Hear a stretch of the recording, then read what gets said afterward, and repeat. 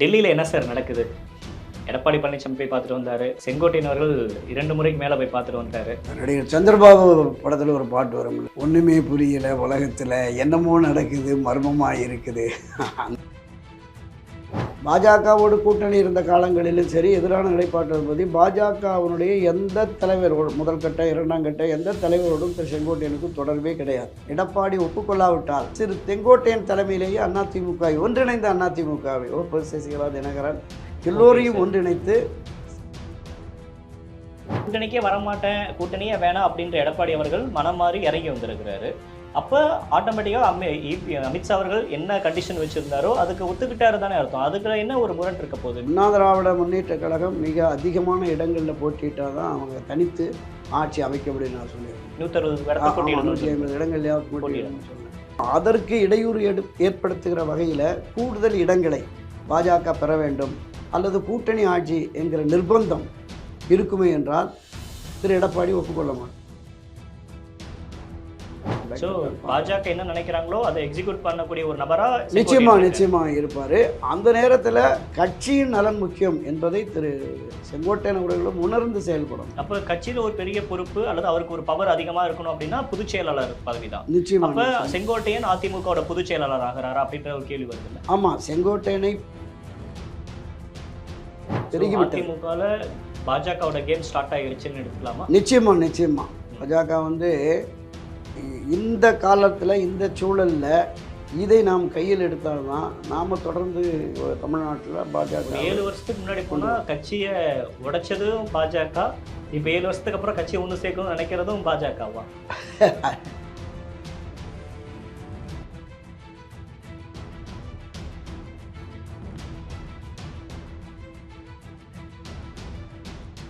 டிடிபேட் நேயர்களுக்கு வணக்கம். இன்றைய சிறப்பு நேர்காணலில் நம்மோடு இணைந்திருக்கிறார் மூத்த பத்திரிகையாளர் துரைக்கருணா அவர்கள். சார் வணக்கம். வணக்கம் சார். டெல்லியில் என்ன சார் நடக்குது? எடப்பாடி பழனிசாமி போய் பார்த்துட்டு வந்தாரு, அண்ணாமலை போய் பார்த்துட்டு வந்தாரு, செங்கோட்டையன் அவர்கள் 2 முறைக்கு மேலே போய் பார்த்துட்டு வந்துட்டாரு. என்ன நடக்குது டெல்லியில்? நடிகர் சந்திரபாபு படத்தில் ஒரு பாட்டு வரும்ல, ஒன்றுமே புரியல உலகத்தில் என்னமோ நடக்குது மர்மமாக இருக்குது. அந்த பாடல் வரிகள் தான் ஞாபகத்துக்கு வருது. ஆனால் 2026 சட்டப்பேரவைத் தேர்தலில் என்டிஏ அதிமுக கூட்டணி அமைத்து போட்டியிடுவது அப்படி இருக்கிற ஒரு தொடக்க புள்ளியாக தான் இந்த சந்திப்புகளை நம்ம பார்க்குறோம். அனைத்து இந்திய அண்ணா திராவிட முன்னேற்ற கழகம் தமிழகத்தினுடைய ஆகப்பெரிய அரசியல் கட்சி. இந்த கட்சியினுடைய நிறுவனத் தலைவர் புரட்சித் தலைவர் எம்ஜிஆர், அதைத் தொடர்ந்து செல்வி ஜெயலலிதா கட்டி காப்பாற்றிய ஒரு மாபெரும் பேர் இயக்கம். அப்போ தமிழகத்தினுடைய ஆகப்பெரிய அரசியல் கட்சியாக அண்ணா திராவிட முன்னேற்ற கழகம் தான். 2வது இடம் தான் திராவிட முன்னேற்ற கழகம். அந்த கட்சியோட ஒரு தேர்தல் உடன்பாடு வைக்கணும்னா டெல்லி தலைமைகள் இங்கே தான் வரும். காங்கிரஸ் ஆகட்டும், பாரதிய ஜனதா கட்சி ஆகட்டும், தமிழகத்திற்கு எங்களுக்கு கூட கூட்டணியில் வர்றோம், எவ்வளோ இடம் கொடுங்க. ஆனால் இப்போது நிலைமை தலைகீழாக மாறி இருக்கு. காரணம் என்னென்னா, இங்கே பிளவுகள், பிரிவுகள், தொடர் தோல்வி, சரிவு இதை எல்லாமே அவங்க பார்த்துட்டு இதை ஏற்கனவே அவங்க ஒரு 5-6 ஆண்டுகளுக்கு முன்னாடி ஒரு கோஷம் எழுப்பினாங்கல்ல, காங்கிரஸ் இல்லாத இந்தியா, கழகங்கள் இல்லாத தமிழகம்னு. இப்போ அதை நோக்கி ஒரு வேகமான பயணத்தை பாஜக தொடங்கி விட்டதோ அப்படிங்கிற மாதிரி தான் நான் பார்க்குறேன். இப்போ பாஜக அதிமுக வேணும் அப்படின்னு தானே சார் இறங்கி வந்திருக்காங்க. அப்படின்றக்கப்ப கழகமே இல்லாத தமிழ்நாடை உருவாக்கிட்டு தாமரை மலர வச்சிட முடியுமா? அதிமுக தேவை இல்லை. நிச்சயமா தொடக்க காலத்தில் அவங்களுடைய வளர்ச்சிக்கு நிச்சயமாக பாரதிய ஜனதா கட்சியினோட வளர்ச்சிக்கு அண்ணா திராவிட முன்னேற்ற கழகத்தினுடைய ஆதரவு தேவை. நான் தொடக்கத்தில் சொன்னது மாதிரி அந்த ஆதரவை தேடி அவர்கள் பெற வேண்டும். ஆனால் அழைச்சி ஊடகங்கள்லேயும் பல்வேறு வலைத்தளங்கள்லேயும் ஒரு வதந்தியாக பரவுறது என்னன்னு சொன்னால், மிரட்டி தான் இவ்வளோ இடம் வேணும், நாங்கள் கூட்டணி ஆட்சியை அமைப்போம் அப்படிங்கிற மாதிரியான ஒரு கான்செப்டில் தான் கூப்பிட்டு பேசியிருக்கிறாங்க அப்படின்னு சொன்னாங்க. அது எந்த அளவுக்கு உண்மை என்பது அமித்ஷாவுக்கு செங்கோட்டையன் திரு எடப்பாடி பழனிசாமிக்கு தான் தெரியும். செங்கோட்டையன் அடுத்த சீனில் தான் வர்றார். அப்போ இவரோடு போன நிர்வாகிகள்,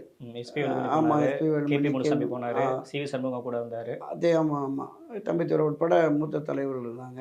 அங்கே என்ன பேசப்பட்டது, எது தொடர்பாக இந்த விவாதம், இந்த சந்திப்பு அப்படிங்கிறத யாருமே வெளிப்படையாக சொல்லலை. திரு எடப்பாடி பழனிசாமி இங்கேருந்து போகிறப்ப அங்கே இறங்கின உடனே என்ன சொல்கிறாரு, நான் பார்ட்டி ஆஃபீஸுக்கு பார்த்தேன், அது பார்க்குறதுக்காக வர்றேங்கிறார். இது மாதிரி அமித்ஷா சந்திக்க வாய்ப்பு இருக்கானே இல்லைங்கிறார்.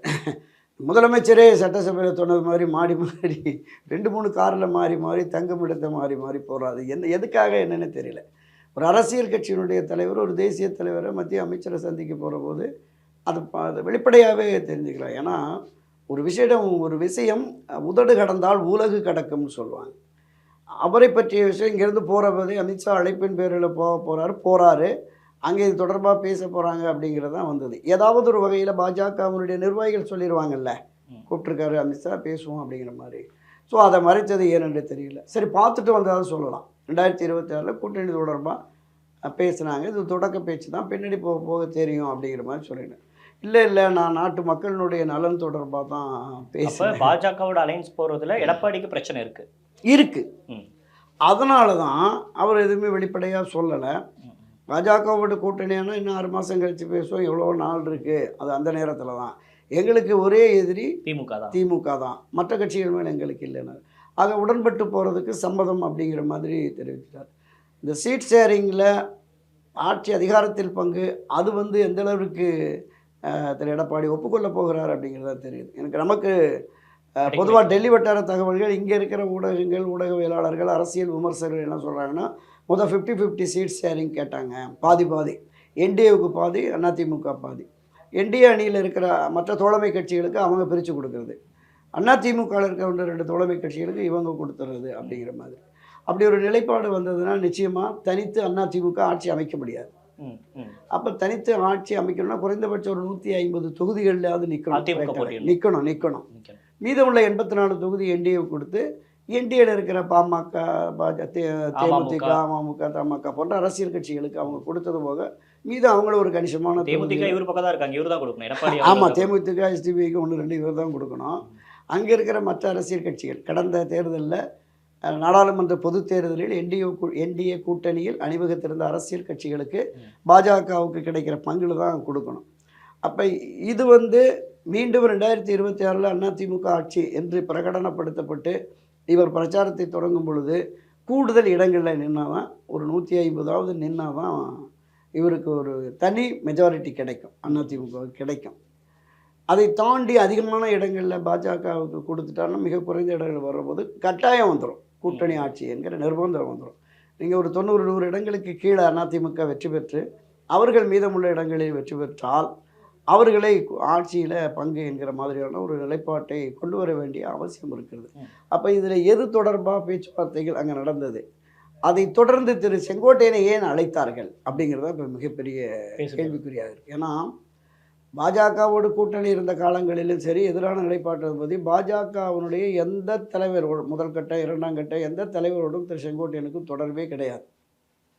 இப்போ திரு எடப்பாடி பழனிசாமிக்கு எதிரான ஒரு நிலைப்பாட்டை எடுத்திருக்கிறார், ஒரு அதிருப்தியில் இருக்கிறார் என்கிற நிலையில் டெல்லி சென்று பாஜக தலைவரை சந்திக்கும் பொழுது தான் நமக்கு பல்வேறு சந்தேகங்கள் வருகிறது. எடப்பாடி ஒப்புக்கொள்ளாவிட்டால் சிறு செங்கோட்டையன் தலைமையிலேயே அதிமுக ஒன்றிணைந்த அதிமுகவை சசிகலா, தினகரன் எல்லோரையும் ஒன்றிணைத்து செங்கோட்டையன் தலைமையில் ஒரு கட்சியை கொண்டு போகணும் அப்படிங்கிற அந்த கான்செப்டில் தான் பாஜக இந்த முயற்சியை எடுத்திருக்கு அப்படின்னு வலைத்தளங்கள்லேயும் நம்ம ஊடகவியலாளர்களும் சொல்கிறாங்க. இதில் எந்த அளவுக்கு உண்மைன்னு தெரியல, ஆனால் நமக்கு தெரிகிறது செங்கோட்டையன் போன விஷயம் எனக்கு தெரியாது அது பற்றி அப்படின்னு பொதுச் செயலாளர் சொல்கிறார். ஏற்கனவே அவரோட முரண்பட்டு நின்னார். அவர் ஏன் வரல, ஏன் என்ன பார்க்கலன்னு அவர்கிட்ட போய் கேளுங்க அப்படின்லாம் சொன்னார். அப்போ அந்த விரிசல் என்பது தொடங்கிருச்சுன்னு தெரிய ஆரம்பிச்சிருச்சு. அப்போ அந்த விரிசலை நோக்கி எடப்பாடிக்கு எதிரான நிலைப்பாடு கொண்ட ஒருத்தரை டெல்லி கூப்பிட்றாங்கன்னா, கட்சியின் பொதுச்செயலர் என்கிற முறையில் அவரிடமே பேசி, அவர் சொல்லுகிற நிர்வாகிகள், அவர் அழைத்து போகிற நிர்வாகிகளிடமே பேசி இந்த உடன்பாட்டை, தேர்தல் கூட்டணியை எப்படி அமைக்கலாம், எத்தனை இடங்கள் என்பதை அங்கே தான் முடிவு செய்யணும். இன்னொரு மாற்று சிந்தனையுடைய எதிர் நிலைப்பாட்டை உடைய திரு செங்கோட்டையனை அழைக்கிறார்கள் என்றால் ஏதோ ஒன்று நடக்கப் போகிறது, அது எதுவாக இருக்கும் அப்படிங்கிறத நம்ம பார்க்கணும். எதிர்நிலைப்பாடு அப்படின்னா எது சொல்கிறீங்க? இல்லை திரு எடப்பாடி பழனிசாமியினுடைய போக்கு பிடிக்கலை, அவருடைய அந்த வியூகம், தேர்தல் வியூகம் வகுத்தலை, தன்னை மட்டுமே முன்னிலைப்படுத்துகிறார். அதிமுகவின் எதிர்காலத்தை பற்றியோ, அதிமுகவினுடைய வளர்ச்சியை பற்றியோ, அதிமுக மீண்டும் தொடர் வெற்றியை பெற வேண்டும் என்பது பற்றியோ திரு எடப்பாடி பழனிசாமிக்கு சிந்தனை இல்லை என்பதால் திரு செங்கோட்டையன் அந்த எதிர் நிலைப்பாட்டை எடுக்கிறார். கடந்த மாதம் நடந்த அந்த உழவர்கள் விவசாயிகள் பொது அமைப்பு இருக்குல்ல, அங்கே திரு எம்ஜிஆர், செல்வி ஜெயலலிதா ஆகியோர் படங்களை போடலை. ஆமாம், அதில் தான் அவருடைய அதிருப்தியை வெளிப்படுத்துகிறார். அவர் அதிருப்தியை வெளிப்படுத்துகிற அந்த காலகட்டங்களிலேயே திரு செங்கோட்டையனுக்கு எதிரான நிலைப்பாடு கொண்ட ஒரு சிலரை திரு எடப்பாடி பழனிசாமி மாநில நிர்வாகிகளாக மாவட்ட நிர்வாகிகளாக போடுறார். திரு செங்கோட்டையனுக்கு எதிராக அவர்கள் களமாடுகிறார்கள். தலைமை கழகத்திலே ஒரு கூட்டத்தில் பேசுகிற போது திரு செங்கோட்டையனுக்கு எதிராக ஒருவர் பேசியிருக்கிறாரு. அதை தடுக்கவே இல்லை திரு எடப்பாடி பழனிசாமி. தொடர்ந்து அவருடைய முக்கியத்துவத்தை, திரு செங்கோட்டையனுக்கு கட்சியில் இருக்கிற முக்கியத்துவத்தை அந்த குறைக்கிற பாங்கு இருக்குல்ல, அதுதான் எடுத்தது. அதில் இன்னும் அதிருப்தியாகி தான் அவர் இந்த சட்டமன்ற கூட்டத்தொடரின் போது அவர் இன்னொரு வெளியில் வருவார், ஸ்பீக்கர் ரூமில் உட்காருவார், சபையில் உட்காருவார், போயிடுவார். அந்த அதிமுக எம்எல்ஏக்களுக்கான அந்த அறைகளில் போய் உட்காந்து டிஸ்கஸ் பண்ணிட்டு தான் போவாங்க. எடப்பாடி மற்றும் நிர்வாகிகள் யாரோடையும் இல்லை. ஆனாலும் அதிமுகவின் பெரும்பாலான எம்எல்ஏக்கள் அவரோடு பேசுகிறாங்க, தொடர்பில் இருக்கிறாங்க, அவரை பேசிகிட்டு இருக்காங்க. எல்லாம் ஒன்று சேர்ந்தால் தானே மறுபடியும் ஒரு பிரச்சனை வந்துச்சுன்னு சொன்னால் ரொம்ப மோசமாக போயிடும். கட்சியை ஒற்றுமைப்படுத்தி நாம் போய் களமாடினா தான் இந்த தேர்தலில் ஜெயிக்க முடியும் அப்படிங்கிற மாதிரியாக அவரோடு இன்னும் நெருக்கத்தில் இருக்கிறாங்க. ஆக தலைமையோடு ஒரு முரண்பட்டு நிற்கிறார் எடப்பாடியோடு. ஆனால் கட்சியினுடைய எம்எல்ஏக்கள் பெரும்பாலோர் அவரை சந்திக்கிறாங்க. டெய்லி லாபியில், ரூமில், அவர் அறையில் டெய்லி பேசிக்கிட்டு இருக்கிறாங்க. அப்போ இதை சரியாக பயன்படுத்தி மத்திய பாஜக இவரை இப்போ எடுத்திருக்காங்க கையில் அப்படிங்கிற மாதிரி இருக்குது. இதன் மூலமாக திரு எடப்பாடி பழனிசாமிக்கு ஒரு எச்சரிக்கையாக இருக்கலாம் அப்படிங்கிற மாதிரி. அரசியல் ரீதியாகவும் சட்ட ரீதியாகவும் எடப்பாடிக்கு எதிராக ஒரு நிலைப்பாட்டை எடுப்பதற்கு பாஜக யோசிக்காது. அதற்கான ஒரு தொடக்க புள்ளியாக இப்போ இந்த விஷயங்களை அவங்க கடைப்பிடிக்கிறாங்க அப்படின்னு தான். இன்னொரு விஷயம் சார், பாஜகவோட எப்பயுமே நான் கூட்டணி வச்சுக்க மாட்டேன் அப்படின்லாம் பேசினார் எடப்பாடி பழனிசாமி அவர்கள். ஆனால் டெல்லியை போய் சந்திச்சுட்டு வந்தார், மீட் பண்ணிட்டு வந்துட்டு கூட்டணி இல்லை அப்படின்னும் அவருக்கு ரொம்ப ஸ்ட்ராங்காக சொல்லலை. தேர்தல் வரட்டும், அடுத்த மார்ச் மாதம் பேசிக்குவோம் அப்படின்னு ஒரு நிலைப்பாட்டில் நின்று பேசுகிறாரு. அப்போ கூட்டணிக்கே வரமாட்டேன், கூட்டணியே வேணாம் அப்படின்ற எடப்பாடி அவர்கள் மனம் மாறி இறங்கி வந்திருக்கிறாரு. அப்போ ஆட்டோமேட்டிக்காக அமித்ஷா அவர்கள் என்ன கண்டிஷன் வச்சுருந்தாரோ அதுக்கு ஒத்துக்கிட்டாரு தானே அர்த்தம். அதுக்கு என்ன ஒரு முரண் இருக்க போகுது? மீண்டும் எடப்பாடி எங்கே முரண் போடுறாரு பாஜகவோட? அண்ணா திராவிட முன்னேற்ற கழகம் மிக அதிகமான இடங்களில் போட்டிட்டால் தான் அவங்க தனித்து ஆட்சி அமைக்க முடியும் நான் சொல்லியிருந்தேன். 160 இடங்கள்லையாவது போட்டியிடணும்னு சொன்னேன். அப்போ இந்த பேச்சுவார்த்தையின் போது என்டிஏ அணிக்கு கூடுதல் இடங்களை கேட்டு ஒரு நெருக்கடி கொடுக்குற போது நிச்சயமாக அவர் முரண்பட்டுருவார். மிக குறைவான இடங்களில் அதிமுக போட்டியிட்டு இந்த தேர்தலின் போது போதுமான அளவிற்கு ஒரு 120-125 எம்எல்ஏக்கள் வெற்றி பெற்றால் தான் ஒரு பிரதான ஆளுங்கட்சி என்கிற நிலையில் வர முடியும். ஸோ அதற்கு இடையூறு ஏற்படுத்துகிற வகையில் கூடுதல் இடங்களை பாஜக பெற வேண்டும் அல்லது கூட்டணி ஆட்சி என்கிற நிர்பந்தம் இருக்குமே என்றால் திரு எடப்பாடி ஒப்புக்கொள்ள மாட்டார். அப்போ அதுக்கு ஆல்டர்னேட்டிவாக என்ன அப்படின்னு யோசிக்கிறாங்களோ பாஜக அப்படிங்கிற மாதிரி தான் திரு செங்கோட்டையன் அழைப்பு நமக்கு தெரியுது. இப்போ ஓபிஎஸ்சியும் கட்சிக்கு துரோகம் பண்ணவங்களாம் என்னைக்கு நான் கட்சியை சேர்த்துக்கவே மாட்டேன், அதை பற்றியே பேசாதீங்க, ஓபிஎஸோட கதை முடிஞ்சு போன கதை தான் அதிமுக அப்படின்லாம் பேசினார் எடப்பாடி அவர்கள் டெல்லி அமித்ஷாவை சந்திச்சுட்டு வந்ததுக்கப்புறமும் கூட. இல்லை, அதாவது இந்த துரோகங்கிற வார்த்தையை மரியாதைக்குரிய திரு எடப்பாடி பழனிசாமி பயன்படுத்துறதுக்கு அருகதையே இல்லைங்கிறது தான் என்னோட பார்வை. அவருடைய கடந்த கால ரெக்கார்ட்ஸ் எல்லாருமே அதிமுகவிலிருந்து விலகி சென்றவர்கள், விலக்கி வைக்கப்பட்டவர்கள், அதிருப்தியில் இருப்பவர்கள், அவர்கள் அனைவருமே ஒருங்கிணைந்தால்தான் நிச்சயமாக இந்த தேர்தலில் வெற்றி பெற முடியும் என்பது அதிமுகவில் 99.9% எடப்பாடியை தவிர்த்து எல்லோருக்குமே அந்த கருத்தாக்கம் இருக்கிறது. அப்படி ஒரு வலிமையான சக்திமிக்க நம்ம அதிமுக ஒரு கட்சியாக வந்துருச்சு அப்படின்னு சொன்னாலே நிறைய வருவதற்கான கூட்டணிகளுக்கு தேடி வருவதற்கான வாய்ப்புகள் நிறைய இருக்குது. ஸோ இந்த வாய்ப்பை இந்த தேர்தலில் விட்டுட்டோம்னா 2026 சட்டப்பேரவை பொது தேர்தலில் அதிமுக தோற்று மீண்டும் திராவிட முன்னேற்ற கழகம் ஆட்சிக்கு வந்துவிட்டால் மிகப்பெரிய ஒரு சோதனையை, பின்னடைவை, ஒரு மிகப்பெரிய சரிவை சந்திக்க வேண்டியது இருக்கும். கட்சி கலகலத்து போகும். நான் பல பொது விவாதங்களில் மேடைகளில் சொல்லியிருக்கிறேன். ஒரு 40 வயதுக்கு கீழ்ப்பட்டவர்கள் தங்களுடைய அரசியல் எதிர்காலம் பாதிக்கும், இது அதிமுகவுக்கு வெற்றி இல்லை என்கிற மாதிரியான எண்ணமும் உணர்வும் வந்துவிட்டால் அவங்க எல்லாமே மாறிடுவாங்க. அப்போது அதிமுகவினுடைய எதிர்காலம் அடுத்தடுத்த தேர்தல்களில் நாம் வெற்றி பெறுவோம் என்கிற அந்த நம்பிக்கை கூட வராத ஒரு சூழல் ஏற்பட்டு விடும். அப்படிங்கிறதுனால தான் எப்படியாவது ஒரு வலுவான கூட்டணி, இப்போதைக்கு வலுவான கூட்டணி என்பது திராவிட முன்னேற்ற கழகம், அதோடு அணி சேர்ந்திருக்கிற 10-12 கட்சிகள் இங்கே வரமாட்டாங்க, அந்த கூட்டணியில் வரமாட்டாங்க. அப்போ இருக்கிறதுல வலிமையான சக்தி எதுன்னு பார்த்தீங்கன்னா நாடாளுமன்ற தேர்தலில் ஒரு 19% அளவுக்கு இடங்களை, வாக்கு சதவீதத்தை பெற்றுவிட்ட இந்திய தான். அப்போ இவங்க ஒரு 20-23% இருக்கிறாங்க. இப்போ என்டிஏ ப்ளஸ் அதிமுக வந்துட்டு அதற்கு பிறகு இந்த ஆதரவு நிலைப்பாட்டில் இருக்கிற மற்ற கட்சிகள் அமைப்புகள்லாம் ஆதரவு நிலைப்பாட்டுக்கு கொண்டு வருகிற பொழுது நிச்சயம் இது ஒரு வலுவான கூட்டணியாக இருக்கும். திமுக கூட்டணிக்கு எதிரான ஒரு வலுவான கூட்டணியாக இருக்கும். இதன் மூலமாக நாம் மீண்டும் ஆட்சி அதிகாரத்திற்கு வந்துவிட முடியும் அப்படிங்கிறது அதிமுகவில் இருக்கிற நிர்வாகிகள் மூத்த தலைவருடைய எண்ணமாக இருக்கிறது. இப்போ பாஜகவுமே இந்த தேர்தலில் இப்போ 4 எம்எல்ஏங்கிறது ஒரு இரட்டை இலக்கம், ஒரு 10-12 எம்எல்ஏ பெறணும், நாம் ஒரு 20-30 தொகுதியில் நின்று இந்த தேர்தலில் வெற்றி பெறுவோம் அப்படிங்கிற மாதிரியான எண்ணம் இருக்குது. தமிழ்நாட்டில் உள்ள பாஜகவினுடைய தலைவர்கள் இந்த தேர்தலில் சட்டமன்ற தேர்தலில் போட்டியிட வேண்டும் என்று விரும்புகிற பாஜகவுடைய நிர்வாகிகளுக்கு அதிமுக இருந்தால் தான் நம்ம ஜெயிக்க முடியும் அப்படின்னு. அப்போ பரஸ்பரம் 2 பேருமே ஒரு உணர்வுபூர்வமாக அவங்களுக்கு வந்துருச்சு. இதில் எங்கே பிரச்சனை வருதுன்னா நான் குறிப்பிட்டதான், கூட்டணி ஆட்சி இடம் அதிகமாக அவங்க வலியுறுத்துகிற பொழுது அதை ஏற்க முடியாது. ஏற்றால் நிச்சயமாக தோல்வி நிச்சயம். சரி, அதற்கு மாற்றாக எடப்பாடி தானே ஒப்புக்கொள்ள மறுக்கிறார், நம்ம திரு செங்கோட்டையனை வச்சு நம்ம பண்ணுவோன்னா அவருமே இதுக்கு ஒப்புக்கொள்ள மறுப்பார். ஏன்னா அண்ணா திராவிட முன்னேற்ற கழக ஆட்சி அமைகிறது என்றால் அதற்காக எந்த தியாகத்தையும் செய்ய தயார் அப்படிங்கிற மாதிரி எல்லா தரப்புமே சொல்லிட்டாங்க. அப்போது திரு செங்கோட்டையன் அவர்களும் அப்படி ஒரு ஒப்புக்கொண்டு கூட்டணி ஆட்சி என்கிற மாதிரி வருகிற பொழுது அது அந்த கான்செப்டே தமிழ்நாட்டில் எடுபடாது. 1980 நம்ம பார்த்துருக்குறோம், இந்திரா காங்கிரஸும் திமுகவும் 50-50 சீட் ஷேரிங் போட்டாங்க. ஆளுக்கு 109 தொகுதி, மீதமுள்ள 16 தொகுதிகளை சிறிய கட்சிகளுக்கு, முஸ்லீம் லீக்கு, ஃபார்வர்ட் பிளாக் போன்ற கட்சிகளுக்கு கொடுத்துட்டு வந்தாங்க. இப்போ எம்ஜிஆர் ஆட்சியில் இருந்தார் 77-80 காலகட்டத்தில். அவர் ஆட்சியை கலைச்சிட்டு தான் சட்டமன்ற பொதுத் தேர்தல் நடத்துகிறாங்க. அவங்க 2 தொகுதி அவர் வெற்றி பெறுகிறார், 37 தொகுதிகளில் தோல்வி. அதை காரணம் காட்டி மக்களுடைய நம்பிக்கையை இழந்துட்டார். எம்ஜிஆர் ஆட்சி வந்து நிர்வாக சீர்கேடு அதிகம் ஒரு புகாரை கொடுத்து ஆட்சியை கலைச்சிட்டு அவங்க 50-50 சீட் ஷேரிங் போடுறாங்க, களத்துக்கு வர்றாங்க. என்ன தவறு செய்யுது? இந்த ஒரே வாக்கியம் தான் எல்லா இடங்கள்லையும் போய் கேட்டார். மக்கள் நீ தவறு செய்யவில்லை என்று திரு எம்ஜிஆர் அவர்களுக்கு வாக்களித்து ஆட்சி அதிகாரத்திற்கு வந்துட்டார். அப்போ கூட்டணி ஆட்சி என்று வருகிற பொழுது திமுக காங்கிரஸ் இடையே கூட ஒரு உள்ளடி வேலைகள் நடந்து அவரை தோற்கடிக்கிறது, இவரை தோற்கடிக்கிறது, நடக்கும். அந்த மாதிரியான விஷயங்களுமே நடந்து தான் அது தோல்வியில். அந்த கூட்டணி ஆட்சி அப்படின்றதுக்கு எடப்பாடி மட்டும் இல்லை, செங்கோட்டையனும் ஒத்துக்க மாட்டார். பாஜகவோட டிமாண்டுக்கு ஒத்துக்க மாட்டார். இவர் ஒரு ஃப்ளெக்சிபிள் பர்சன் அப்படிங்கிற மாதிரி டெல்லி. இவர் ஒரு மாதிரி எடப்பாடியார் ஒரு வரட்டு பிடிவாதத்தோடு இருக்கிறாரு.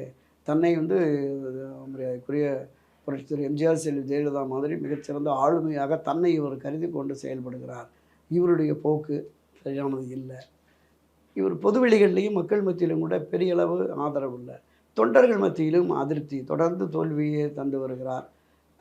தன்னை மட்டுமே முன்னிலைப்படுத்துகிறார். கட்சியின் எதிர்காலம், கட்சியின் நலன், கட்சியின் வெற்றி முக்கியம் என்று கருதவில்லை என்கிற அந்த போக்கும் கட்சி தொண்டர்கள்ட்டே வந்துருச்சு. அப்போ எல்லாரும் ஏற்றுக்கொள்ளக்கூடிய எந்த கோஷ்டியும் இல்லாத திரு செங்கோட்டையன் சரியானவர் அப்படிங்கிற மாதிரி அவங்க சில உளவுத்துறை எடப்பாடி பழனிசாமி அவர்கள் முதலமைச்சராக 4 ஆண்டு காலம் இருந்திருக்கிறாரு. நிறைய தேர்தல்களையும் சந்திச்சிருக்கிறாரு. இப்போ அவர் கட்சி அவருக்குள்ள தான் இருக்குது. இப்போ பொதுக்குழு உறுப்பினர்கள்லேருந்து எல்லாரும் வந்து அவருக்குள்ள தான் இருக்குது. நிர்வாகிகள் வரைக்கும் எடப்பாடி பழனிசாமி அவர்களோட தான் இருக்கிறாங்கன்றப்ப இவங்க எல்லாத்தையும் விட்டுட்டு எல்லா நிர்வாகிகளும் செங்கோட்டையனை எப்படி ஆதரிப்பாங்க? திரு எடப்பாடி பழனிசாமியோடவும் கட்சியில் தொண்டர்கள், அடிப்படை நிர்வாகிகள்லேருந்து மேல்மட்ட தலைவர்கள் வரைக்குமே திரு செங்கோட்டையனுடைய ஆதரவு நிலைப்பாடு என்பது அவர்களுக்கு இருக்கிறது. கட்சி ரீதியாக நீங்கள் சொன்ன மாதிரி செயற்குழு, பொதுக்குழு, மாநில நிர்வாகிகள், மாவட்ட நிர்வாகிகள், எம்எல்ஏக்கள் ஆதரவு இருக்கிறது. கட்சியின் நலன் கருதி ஒரு தலைமை மாற்றம் என்று வருகிற பொழுது அந்த தலைமை சரியான தலைமையா என்று பார்ப்பார்கள். சரியான தலைமை தான் செங்கோட்டையன் என்று கருதுவார்களே, ஆனால் அப்படியே ஒட்டுமொத்தமாக வந்து விடுவார்கள். திரு எடப்பாடி அவர்களை கட்சியிலிருந்து நீக்க போகிறதில்லை. கட்சியில் தான் அவர் தொடர்ந்து இருப்பார். மாற்றம் வரும், பதவி மாற்றம் தான் வரும். அவரை இணை பொதுச் செயலாளரோ துணை பொதுச் செயலாளரோ அல்லது அவர் விரும்பாவிட்டால் வெளியில் போனால் ஒரு குறிப்பிட்ட அளவு தான் ஒரு பிளவோ பிரிவோ ஏற்படும். அது ஒரு பெரிய அளவில் தாக்கத்தை, பாதிப்பை ஏற்படுத்தாது. ஏன்னா அவர் ஒன்றும் மிகச்சிறந்த ஆளுமை இல்லை, மக்களை ஈர்க்கக்கூடிய திறமையும் இல்லை. திரு செங்கோட்டையன் வந்து கட்சியினுடைய கிளை நிர்வாகிகள் இருந்து ஏறத்தாழ ஒரு 40-50 ஆண்டுகளாக அதிமுகவோடு பயணிக்கிறார். அவருக்கு கட்சியில் கீழே அடிமட்டத்தில் இருக்கிற நிர்வாகிகள் முதல் கொண்டு மேல்மட்ட தலைவர்களுக்கும் தெரியுமே, எல்லோரிடமுமே நல்ல ஒரு அனுசரணையாக போக்கு, அரவணைத்து செல்லும் போக்கு அவர்கிட்ட இருக்குது. எனவே தான் அவர் ஒரு நிலைப்பாட்டை எடுத்துட்டாருன்னு உங்கள் முடிவு சரியானதானே அப்படின்னு. இப்போ நான் அறிந்த வகையில் திரு எடப்பாடிக்கு எதிரான நிலைப்பாட்டை எடுத்திருக்கிறார் என்று தெரிந்த பிறகும் கூட டெய்லி சட்டமன்றத்துக்கு வர்றபோது லாபியிலையும் அந்த ஓய்வறைக்கு வர்ற போதுமே ஒரு 10-20 எம்எல்ஏக்கள் அவர்கிட்ட வந்து, ஆனால் நீங்களும் வேறு ஏதாவது தப்பாக முடிவு எடுத்துறாங்கன்னு, எல்லாம் ஒன்று சேர்ந்தால் தான் சரியாக இருக்கும். இல்லைப்பா, ஒன்று சேர்க்கறது தானே எல்லாம் பண்ணிக்கிட்டு இருக்கோம் அப்படிங்கிற மாதிரி தான் சொல்கிறார். அப்போ சட்டமன்ற உறுப்பினருடைய ஆதரவு, நிர்வாகிகளுடைய ஆதரவு என்பது அவருக்கு இருக்கிறது. அப்படி ஒரு முடிவை கட்சியினுடைய பொதுக்குழு செயற்குழு கூட்டி அப்படி ஒரு முடிவை எடுத்துட்டாங்கன்னா அதற்கு ஒப்புக்கொள்ளக்கூடிய மனப்பான்மை கட்சியின் தொண்டர்கள், அவருக்கு எதிராக யாருமே போக மாட்டாங்கன்னு சொல்லலாம். எடப்பாடி அதை சமாளிப்பாரா? எடப்பாடிக்கு அது எப்படி நெருக்கடியா மாறும்? இல்லை திரு எடப்பாடி மீண்டும் முதலமைச்சராகணும், கட்சியினுடைய பொதுச் செயலராகவே தானே தொடர வேண்டும் என்கிற நிலைப்பாட்டில் இருக்கிறார். ஆனால் கட்சியின் நலன், கட்சியினுடைய வெற்றி முக்கியம், அதன் எதிர்காலம் முக்கியம் என்று கருதுகிற பெரும்பாலான தலைவர்கள் வந்து ஒரு நல்ல முடிவு, கட்சி சரியான திசைவெளியில் போக வேண்டும் என்றால் வலிமையாக இருக்க வேண்டும். திரு எடப்பாடி பழனிசாமியுடைய போக்கு, அவருடைய தலைமை, அந்த தலைமைக்கு இருக்கிற ஒரு நெருடலான விஷயந்தான் மற்றவர்கள் பார்க்குறது. அவர் கட்டுப்பாட்டில் இருப்பது போன்ற ஒரு தோற்றம் இருக்கிறது. அது ஒரு பொய்யான தோற்றம் தான். அவர் தனக்கு இருந்த பணபலம், அதிகார பலத்தை வச்சு ஒரு வழியாக கட்சியை தன் கட்டுப்பாட்டில் இருப்பது போன்ற தோற்றத்திற்கு வந்துட்டார். அதனால தான் பலருமே கட்சியை கட்டுப்பாட்டில் கொண்டு போகிறது சரியானதில்லை, கட்சியை காப்பாற்ற வேண்டும் அப்படிங்கிற அந்த கான்செப்டில் தான் இறங்கி எல்லாருமே பாடுபடுகிறார்கள். எனவே அப்படி ஒரு மாற்றம், பதவி மாற்றம் என்று வருகிற பொழுது திரு எடப்பாடியும் கன்வின்ஸ் பண்ணி கொஞ்ச நாள் இருங்க, வெற்றி பெற்றோடனே பார்த்துக்கலாம் அப்படின்னு அதற்கு அவர் உடன்பட மறுத்தால் நிச்சயமாக கட்சி தலைமை திரு செங்கோட்டையன் தலைமையேற்கிறார் என்கிற பொழுது பெரும்பாலான, எனக்கு தெரிஞ்ச வகையில் ஒரு 90% நிச்சயமாக கட்சியினுடைய எல்லா மட்டத்தினரும் திரு செங்கோட்டையன் அவர்களுக்கு ஆதரவு அளிப்பார்கள். ஏன்னா இந்த அடிப்படையில் மத்திய உளவுத்துறையினுடைய தகவலின் அடிப்படையில் தான் இது நடக்குது. திரு செங்கோட்டையன் அவர்களை திரு அமித்ஷா அழைச்சி பேசுகிறாரு. அடுத்த கட்ட தலைவர்களில் எந்தவித ஒரு கோஷ்டி மனப்பான்மையோ ஒரு அந்த பிரித்தாளும் சூழ்ச்சி அந்த மாதிரியான இதுகள்லாம் இல்லை அப்படிங்கிறது அவருடைய அந்த பாஜக என்ன நினைக்கிறாங்களோ அதை எக்ஸிக்யூட் பண்ணக்கூடிய ஒரு நபரா நிச்சயமா இருப்பார். அந்த நேரத்தில் கட்சியின் நலன் முக்கியம் என்பதை திரு செங்கோட்டையன் அவர்களும் உணர்ந்து செயல்படும். அப்போ கட்சியில் ஒரு பெரிய பொறுப்பு அல்லது அவருக்கு ஒரு பவர் அதிகமாக இருக்கணும் அப்படின்னா பொதுச் செயலாளர் பதவி தான். நிச்சயமா செங்கோட்டையன் அதிமுகவோட பொதுச் செயலாளர் ஆகிறாரா அப்படின்ற ஒரு கேள்வி வருது இல்லை? ஆமாம், செங்கோட்டையனை பொதுச் செயலாளராக கொண்டு வந்தால் அதை ஏற்கக்கூடிய அதிமுகவில் பெரும்பாலான செயற்குழு, பொதுக்குழு, மாநில மாவட்ட எம்எல்ஏக்கு உட்பட ஏற்கும் மனநிலையில் இருக்கிறார்கள். அப்படி ஏற்று அதிமுகவில் வழிநடத்துகிற பொழுது பிரிந்து நின்ற, இங்கிருந்து விலக்கி வைக்கப்பட்ட மரியாதைக்குரிய திரு ஓபிஎஸ் அவர்கள், சசிகலா அவர்கள், தனிக்கட்சி கண்ட அமமுக தினகரன் கூட வருவதற்கான வாய்ப்பு இருக்குது. அப்படி ஒரு ஒன்றுபட்ட அதிமுக, வலிமை மிக்க அதிமுக என்று வந்தால் திமுகவை தேர்தல் களத்தில் எதிரில் வீழ்த்தலாம் அப்படிங்கிற எண்ணம் அதிமுக பயணிக்கிற பிரிந்து சென்றவர்களுக்கும் இங்கே இருக்கிறவங்களுக்கு இருக்கு. பாஜகவும் இந்த தேர்தலில் திமுகவை தோற்கடிக்க வேண்டும் என்றால் வலிமை மிக்க ஒன்றுபட்ட அதிமுகவோடு நாம் தேர்தல் உடன்பாடு கொண்டால்தான் சரியாக வரும். இந்த சூழலில் வெளியில் நீங்கள் திமுக அதிமுக ஆட்சி அதிகாரத்துக்கு வருவதற்கு அதிகபட்சம் ஒரு 3-3.5% தான். ஆனால் இங்கே இருக்கிற மரியாதைக்குரிய திரு ஓபிஎஸ், சசிகலா, தினகரனுடைய ஆதரவாளர், அவங்க 3 பேருடைய ஆதரவாளர் எடுத்துக்கிட்டால் ஒரு 7% மேலே வரும்.